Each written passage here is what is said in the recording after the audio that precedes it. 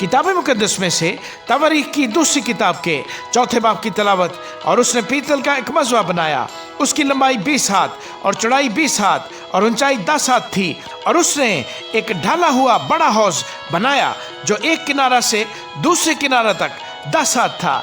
वो गोल था और उसकी ऊंचाई 5 हाथ थी और उसका घेर 30 हाथ के नाप का था। और उसके नीचे बैलों की सूरतें उसके गिर्दा गिर्द 10-10 हाथ तक थीं और उस बड़े हौज को चारों तरफ से घेरे हुए थी। ये बैल 2 कतारों में थे और उसी के साथ ढाले गए थे। और वो 12 बैलों पर धरा हुआ था। 3 का रुख शिमाल की तरफ और 3 का रुख मगरिब की तरफ और 3 का रुख जनूब की तरफ और 3 का रुख मशरिक की तरफ था।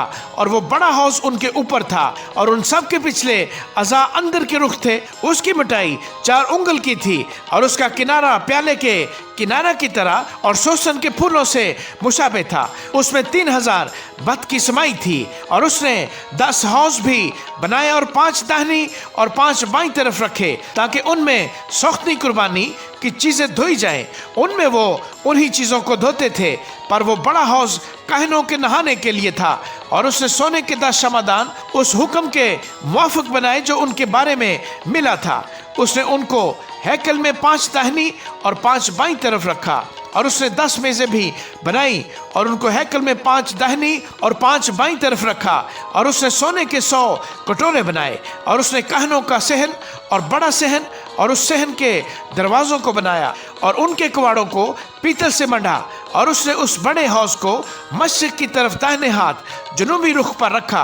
और हुराम ने बर्तन और बेलचे और कटोरे बनाए। सो हुराम ने उस काम को जिसे वो सुलेमान बादशाह के लिए खुदा के घर में कर रहा था तमाम किया, यानी दोनों सतून और कुरे और दोनों ताज जो उन दोनों सतूनों पर थे और सतूनों की चोटी पर के ताजों के दोनों कुर्रों को ढांकने की दोनों जालियां और दोनों जालियों के लिए 400 अनार, यानी हर जाली के लिए अनारों की 2-2 कतारें, ताकि सतूनों पर के ताजों के दोनों कुर्रे ढक जाएं। और उसने कुर्सियां भी बनाई और उन कुर्सियों पर हौज लगाए और एक बड़ा हौज और उसके नीचे 12 बैल और देगे और बेलचे और कांटे। और उसके सब ज़रूफ उसके बाप हुराम ने सुलेमान बादशाह के लिए खुदावंद के घर के लिए झलकते हुए पीतल के बनाए। और बादशाह ने उन सब को यरदन के मैदान में सुकात और सरीदा के मैदान की चिकनी मिट्टी में ढाला।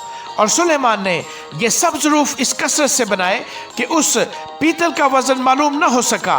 और सुलेमान ने उन सब ज़रूफ को जो खुदा के घर में थे बनाया, यानी सोने की कुर्बानगाह और वो मेज़ें भी जिन पर नज़र की रोटियां रखी जाती थीं और खालिस सोने के शमादान माह चिरागों के, ताकि वो दस्तूर के मुआफिक इल्हाम गाह के आगे रोशन रहें।